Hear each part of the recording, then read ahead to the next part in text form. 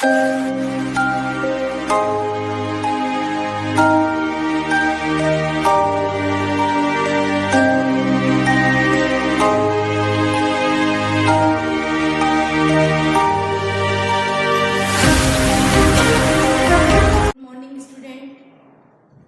लोग कैसे हो।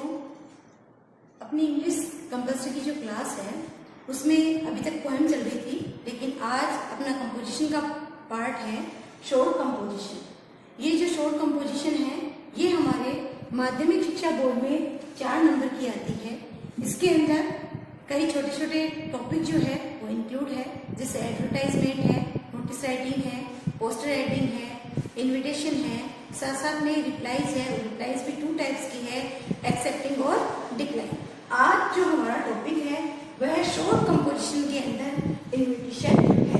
आज हम इन्विटेशन को जानेंगे, इन्विटेशन क्या होता है, क्यों बनाया जाता है और किस तरह से इसको प्रिपेयर किया जाता है। और इन्विटेशन की रिप्लाईज है, और रिप्लाईज भी 2 टाइप्स की है, वो है एक्सेप्टिंग और डिक्लाइन।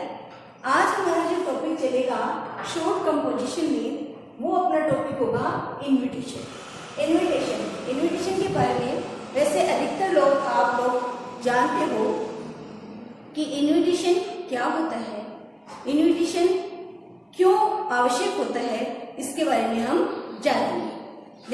देखो बच्चों, in our social life we have various events and occasion which celebrate in the company of our relatives, our friends and other family members and human groups.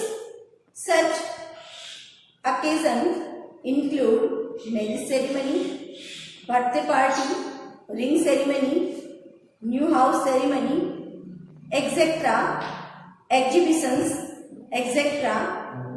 ये जो सारी चीजें हैं ये सेरेमनीज होती है। अब देखो बच्चों, इसका मतलब जो मैंने अभी बोला, इसका मतलब क्या है? इसका मतलब ये है कि हम समाज में रहते हैं और हमारे जीवन में बहुत सारे ऐसे अन्य प्रकार के इवेंट्स और ओकेजन होते हैं जिसको हम सेलिब्रेट करते हैं ग्रुप के अंदर।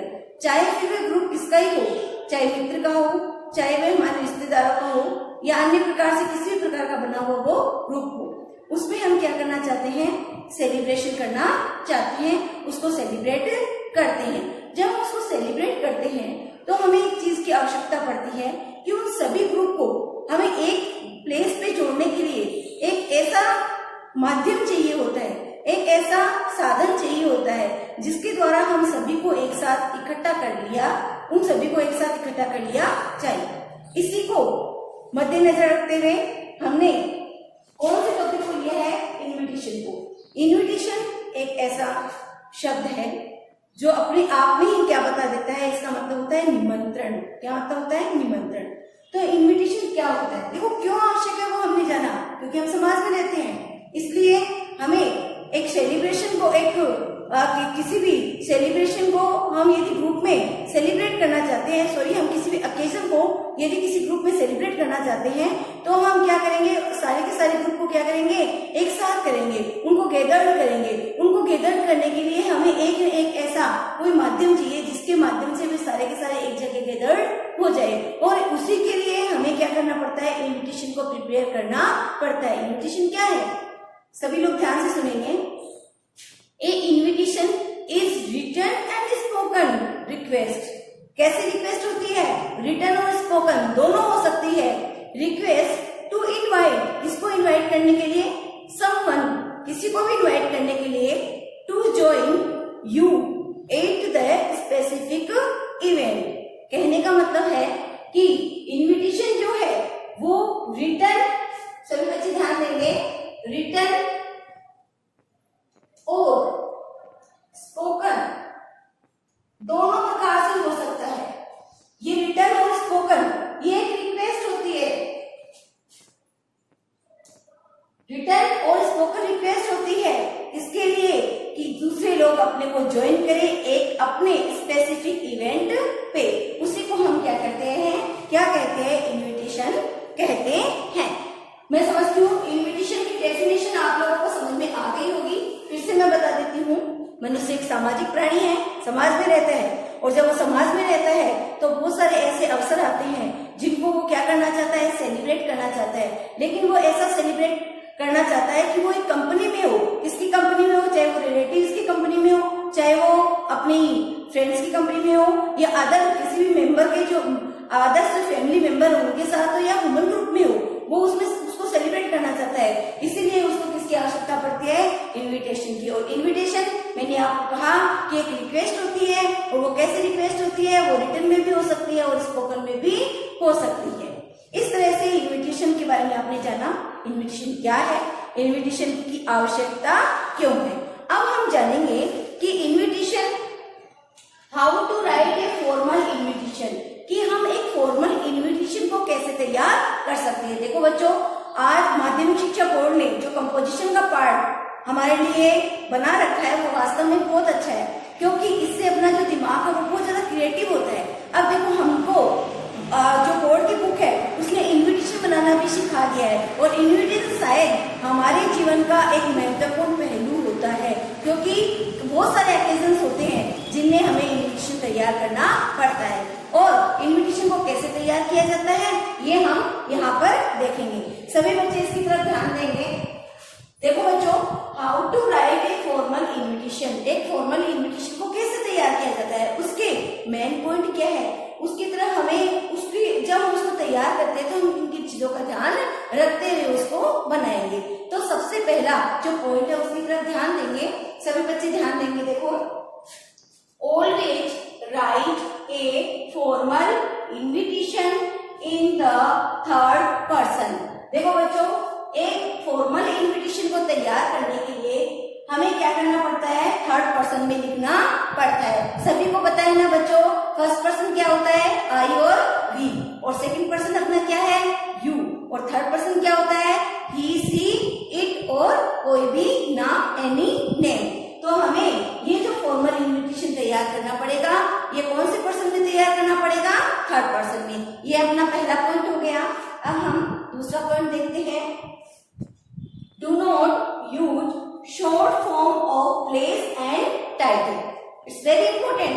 देखो, यहाँ पर वो क्या कहना चाह रहा है कि do not use the short form of place, कि हमें उस निमंत्रण पत्र में या उस इनविटेशन को तैयार करते हुए ध्यान में रखना है कि जहां पर ये जो सेलिब्रेशन किया जा रहा है, उस ओकेजन के सेलिब्रेशन का जो प्लेस है, वो प्लेस का नाम हमें कभी भी शॉर्ट फॉर्म में नहीं लिखना है।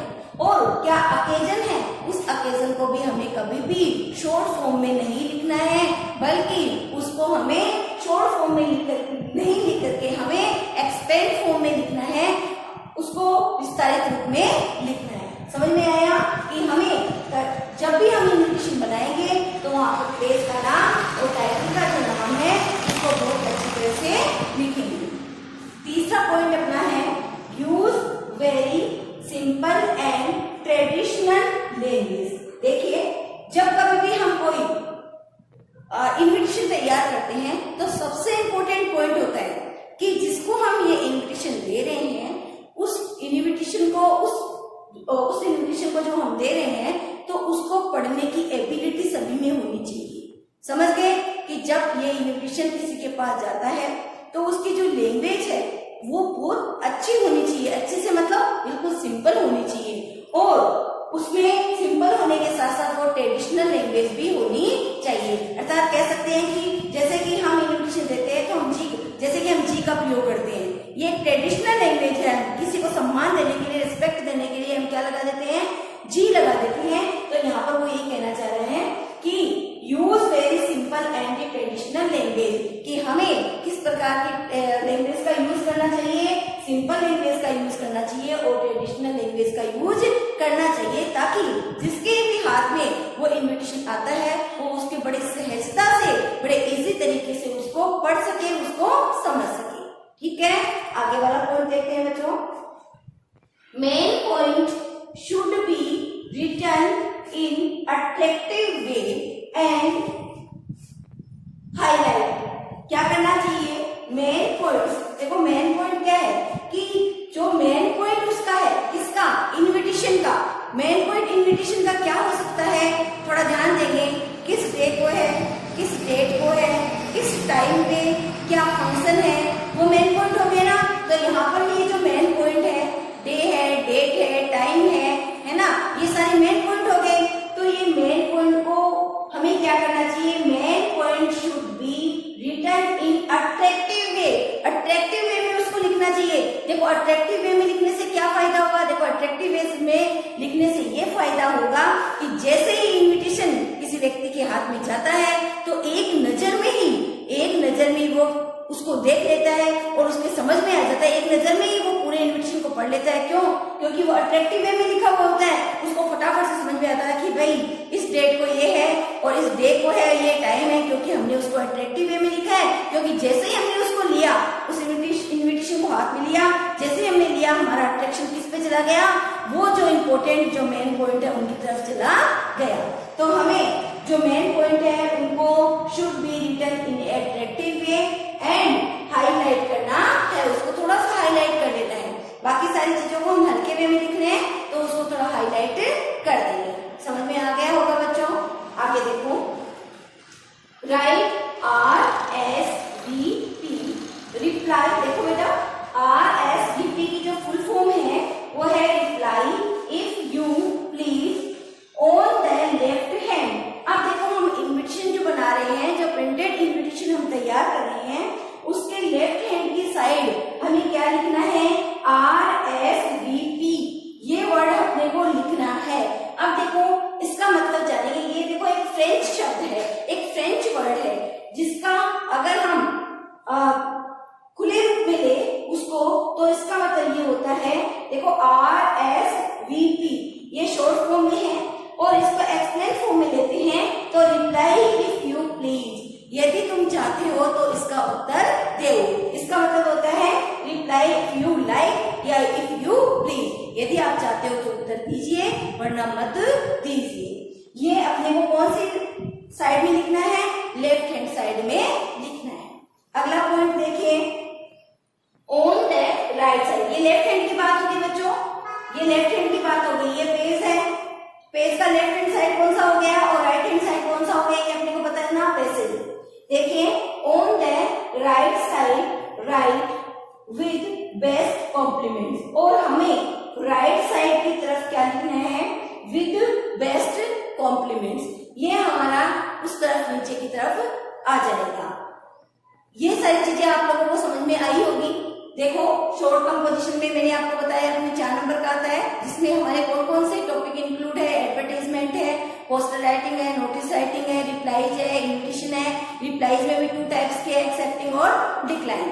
तो हमारा आज का टॉपिक कौन सा था, इन्विटेशन। हमने जाना इन्विटेशन क्या होता है, इन्विटेशन की आवश्यकता क्या है ना, और इन्विटेशन किस प्रकार से दिया जा सकता है, लिखित में भी हो सकता है और मौखिक में भी, यानी रिटन और स्पोकन दोनों हो सकता है। ये प्रकार की रिक्वेस्ट होती है जो रिटन भी हो सकती है और स्पोकन भी हो सकती है। अब उसको स्पोकन के भी हम कह सकते हैं। How to write formal invitation, इसके पॉइंट हमें देखें कि किस तरह से हमें एक इन्विटेशन को प्रिपेयर करने के लिए कौन कौन सी चीजों का ध्यान रखना चाहिए, किसकी तरफ हमें ध्यान देना चाहिए। अब जो बात चल रही है वो ये है कि हमने ये सारी चीजें पढ़ी कि हमने इन्विटेशन को हमें किस तरह से तैयार करना है। अब बच्चों अगला जो अपना वीडियो आएगा उसमें हम आपको क्या बताएंगे, एक फॉर्मेट बनाएंगे। उस फॉर्मेट में हम इन्विटेशन बनाना सीखेंगे। पहले हम फॉर्मेट आपको बताएंगे और उस फॉर्मेट को तैयार करने के बाद आपको एक इन्विटेशन लिखना भी बताया जाएगा। सभी लोग इसको अच्छी तरीके से पढ़ेंगे, उसको रीराइट करेंगे और उसके बाद क्या करेंगे, उसको रीराइट करने के बाद पहले राइट करेंगे फिर रीराइट करेंगे और उसके बाद अपने को क्या करना है, उनको ध्यान से देखना है, उनको पढ़ना है और कोशिश करना है कि ये सारी जो मेन चीजें हैं वो जब भी आप इन्विटेशन बनाओ कि आपके माइंड में बनी रहे। आप इसका स्क्रीनशॉट लीजिए